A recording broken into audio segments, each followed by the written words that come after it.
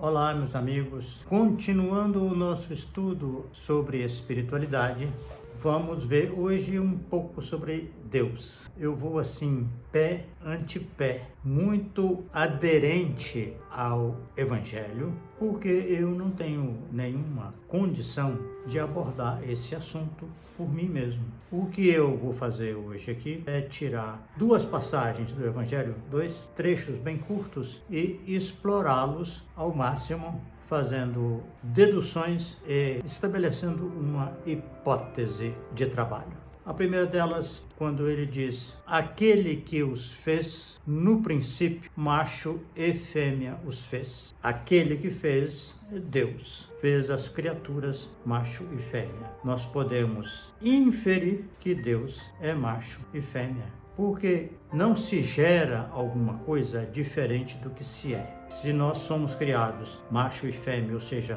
temos em nós componente masculino e feminino ao mesmo tempo, Deus nos criou à sua imagem e semelhança. O segundo versículo que eu quero explorar também diz o seguinte: porque tudo quanto ele faz, o Filho o faz igualmente. Está no Evangelho de João. Isso significa que o Filho faz o que o Pai faz, mas de uma forma reduzida.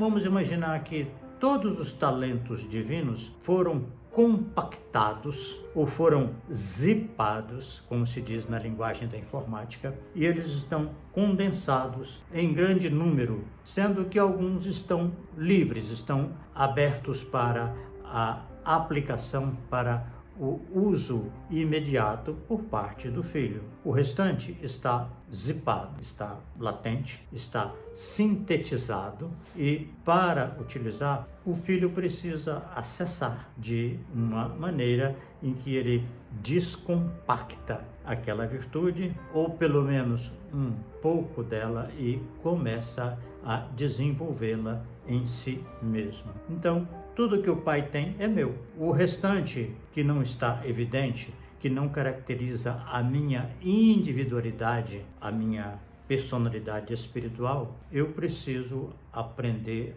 a utilizar, a buscar, a pescar, a tirar do fundo de mim mesmo para a exploração no mundo, para a exploração na minha vida quando necessário. Então, dessa forma, nós temos já uma noção de que somos masculino e feminino de uma seguinte forma: em tese, o masculino é o Deus transcendente, sou eu, o eu que me caracteriza, o meu espírito, a minha identidade espiritual é una, um eu que não está fracionado, ele não está dividido, ele não é como o lado feminino, que é um nós. O meu corpo celeste é uma quantidade imensa de pequeninos seres, de pequeninas células que se compõem em órgãos e em sistemas e formam um conjunto, um todo harmônico.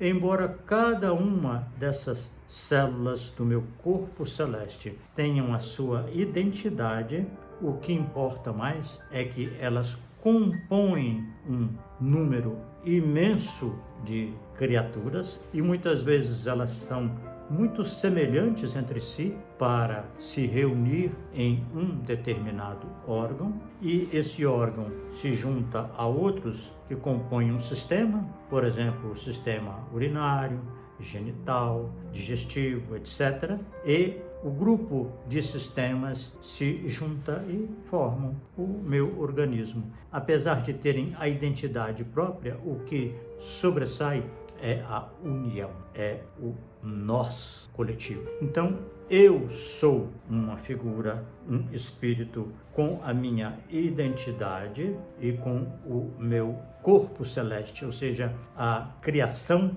divina, da qual eu sou capaz de manter uma organização e ser o gerente de todo esse conjunto. Mas ele é tão vasto que às vezes funciona muito no automatismo.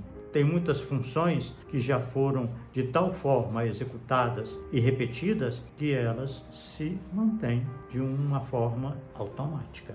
podemos dar um flash, um relâmpago assim, para vislumbrar, ainda que seja de longe, Deus dessa forma. Deus é um só. Quando perguntam para Jesus qual o maior mandamento da lei, ele diz: ouve, Israel, o Senhor nosso Deus é um só. Esse um só é porque esse Deus transcendente, que está além de tudo, acima de todas as coisas, ele é o Deus transcendente, único, absoluto. Mas existe também a presença desse Senhor, desse Deus, em cada um de seus filhos que compõem a criação. Dentro de cada filho tem a presença divina que vai reproduzir esse mesmo sistema. Cada filho tem uma identidade e tem um corpo, tem uma criação que lhe corresponde, a qual esse espírito, esse eu, está unido de um modo indissolúvel. Ou seja, eu e o meu corpo celeste estamos unidos um ao outro de uma maneira que não é possível uma separação. Deus transcende e se mantém imanente em todos os seus filhos. Cada um, sem exceção, reproduz esse sistema. Ou seja, isso é uma coisa clássica. Só é possível gerar filhos semelhantes ao original, semelhantes ao genitor.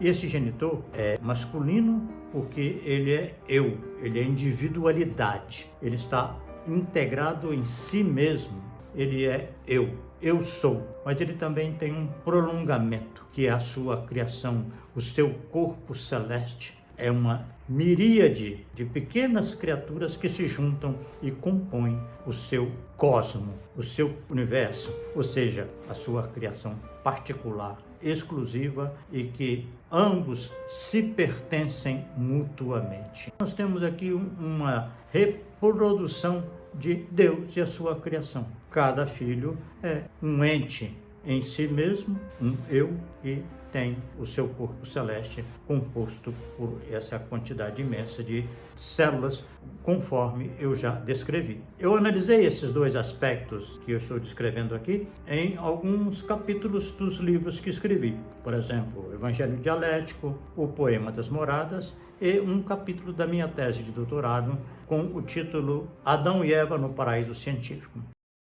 A tentativa de classificar a sexualidade da pessoa de acordo com a sua genitália, mas é muito mais complexo do que a genitália. Na verdade, todos nós temos um lado masculino, que é a autoafirmação, a consciência de si mesmo, o aprofundamento nos seus próprios valores, objetivos, ideais, propósitos, em contraposição à nossa própria tendência a nos unirmos a alguém, a algum grupo, a alguma instituição, a um povo, a uma pátria. Essa busca, essa carência e essa propensão para nos unirmos mostra o lado feminino que caracteriza a todos nós. Existe predominância do masculino em algumas pessoas, do feminino em outras, e um equilíbrio de ambos em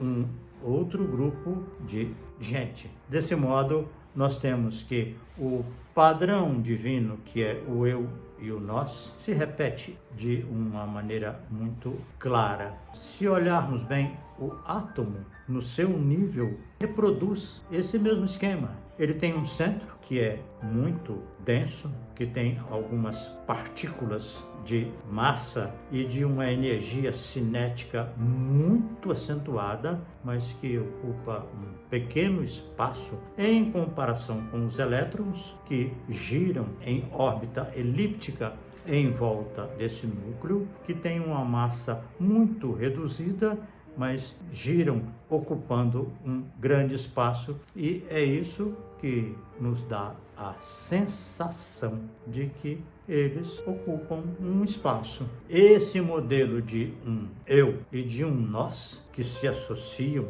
que se acoplam um ao outro, é o modelo do universo. corresponde sempre a Deus transcendente e ao Deus imanente. Deus está além de tudo que existe e está dentro de cada criatura, de cada ser existente. Por isso que Jesus disse que eu estou no Pai e o Pai está em mim. É um grande desafio para a nossa inteligência entender isso. Quando Filipe pergunta para ele, Senhor, mostra-nos o Pai, ele responde, quem vê a mim, vê o Pai. Quem vê a mim, quem vê o Espírito, nessa concepção de um eu e de um nós, de um eu e de um todo que se unem um ao outro, está vendo o modelo do universo, o modelo que vai se repetir em toda parte, porque em princípio esse modelo é o único. É bem um conceito para um próximo tema, que é a respeito da ordem, da disciplina, da lei que rege o universo. Obrigado, um abraço e até breve, se Deus quiser.